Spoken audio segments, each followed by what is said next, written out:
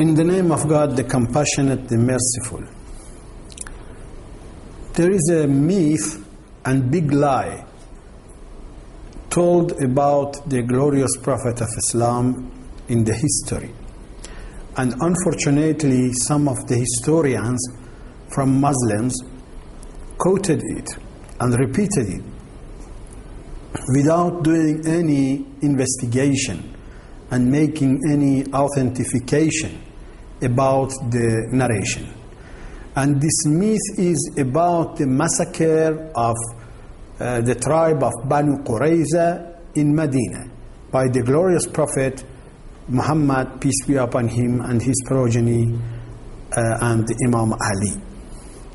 So we are going to talk about this and make a kind of research and investigation in this tale and saying from historians.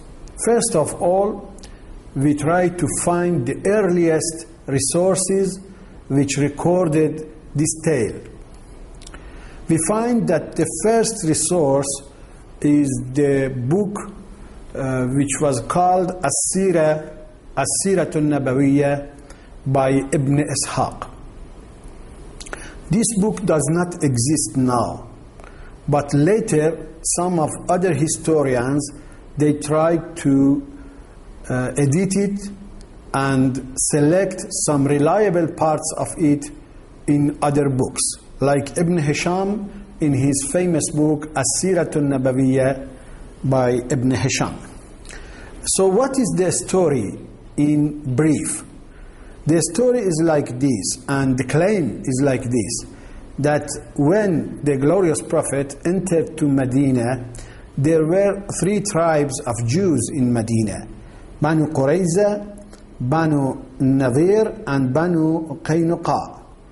Then when the Jews found the Prophet in Medina, first of all became allies of him and promised him they will help him, support him, and never help infidels, non-believers, enemies of the Prophet.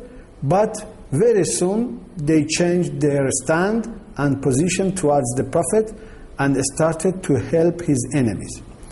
And because of that, the Prophet exalted these Jews from the Medina, and especially about Bani Qurayza, the Prophet massacred their men, which the number is also a matter of dispute and difference.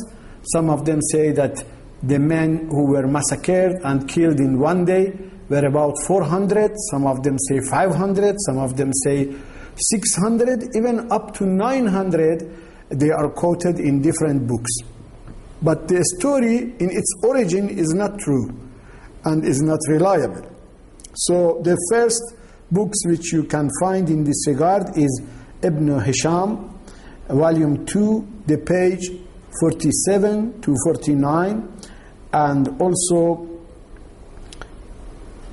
this book is published by the investigation of Mustafa Abdul Wahid, and also you can find the story in other resources. All of them they quote from Ibn Ishaq and Ibn Hisham.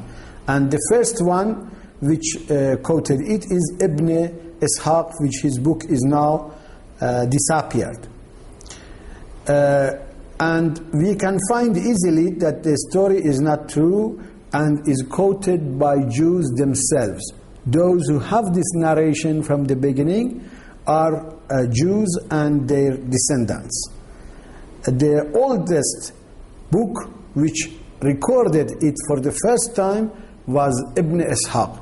Please remember this name and this book. Later we have something to say about him, because Ibn Ishaq did not live in the time, was not an eyewitness of the issue.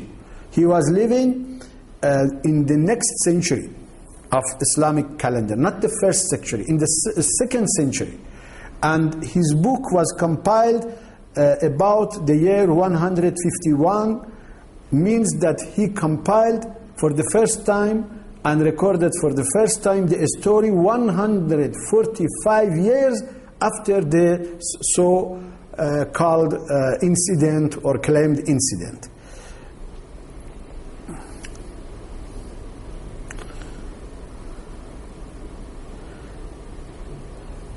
Some of the historians and also biographers like Ibn Hajar al-Asqalani denies the incident from the originally, and states about it that this is a strange story. It is not possible to accept it easily. Please refer to the book Tahzib al-Tahzib by Ibn Hajar, volume number 4, the page number 45. Some of the people who were contemporary to Ibn Ishaq rejected him and his narrations, protested to him, even banned his narrations, like Malik ibn Anas, Imam of Malikis and Imam of narrators and traditionists in his time, who was in Medina, and Ibn Ishaq was also living in Medina. Even Imam Malik ordered his followers to expel Ibn Ishaq, Muhammad ibn Ishaq, from Medina.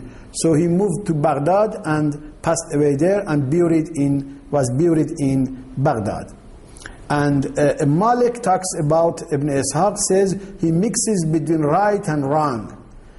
And unfortunately, in the science of history in Islam, the standards are not so rigid and tough like they are in the branch of knowledge which is called Ilm al-Hadith. In Hadith, because they want to use it for jurisprudence or for Islamic verdicts, so they are so accurate and they don't take it easy. But in history, even sometimes they depend on narration of one person without even doing any research and investigation about this one person. Is he a just person? Is he, for example, a person who never tells a lie or not? But this is the weakness of history in early times of Islam.